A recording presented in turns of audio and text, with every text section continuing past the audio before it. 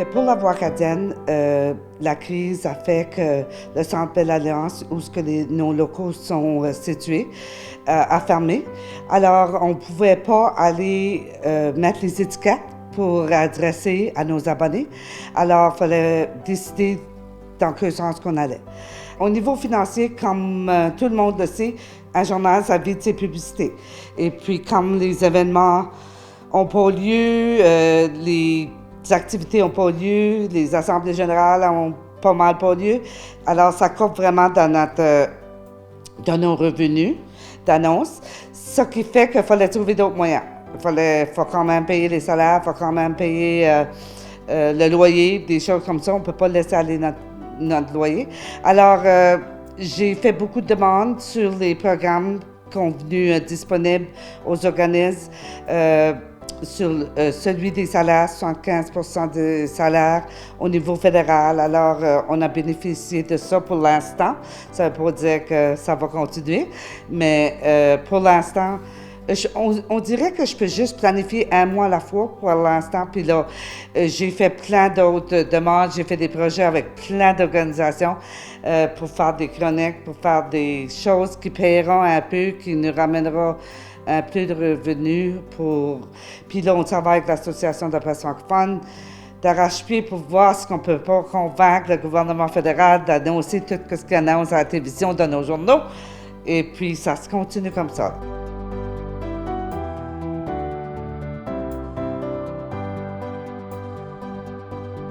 Pour mon quotidien personnel, je dois travailler de la maison, comme tout le reste de mon équipe.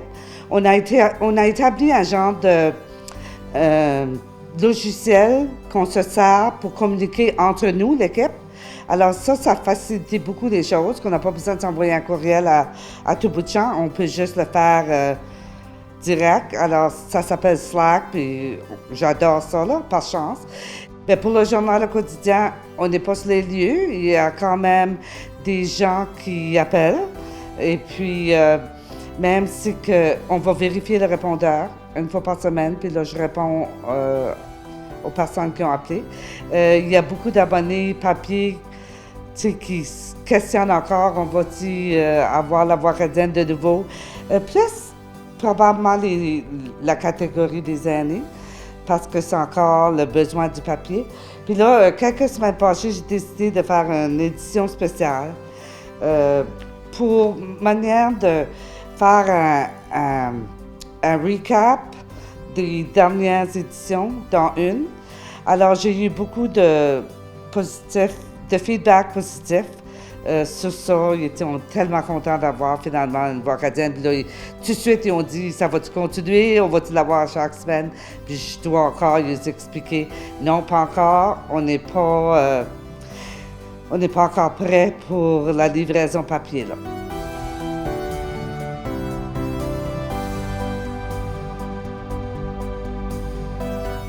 Ce que j'ai réalisé dans cette pandémie, c'est qu'on peut travailler de la maison. On peut quand même offrir un bon produit en ligne. On peut offrir une édition spéciale. Ça nous fait réfléchir il y a peut-être un autre moyen de présenter la voix acadienne. Peut-être que ça serait des choses en ligne tout le temps. Et puis peut-être un genre de magazine, édition, une fois par mois, une fois par 2 semaines. Il y a plein de choses. Ça nous ouvre les yeux à plein d'autres opportunités, je pense. Puis c'est des choses qu'il faudra étudier dans les prochains mois. Puis on a toujours dit que le journal pourrait fermer, mais moi, je m'ai toujours dit pas quand je serai là. Je travaillerai pour trouver des moyens de trouver d'autres idées pour faire fonctionner ça. Là, on a eu des projets pour regarder le service de communication partagée, où est-ce qu'on veut vendre des services. Alors, il y a plein d'options, là. Et puis non, je ne vais pas dire que le journal va fermer. Moi, je crois qu'on va arriver puis survivre. Et puis, je pense pas que le gouvernement fédéral Vraiment, là, je pense qu'avec l'Association de la presse francophone, ils veulent vraiment qu'on continue. On est le seul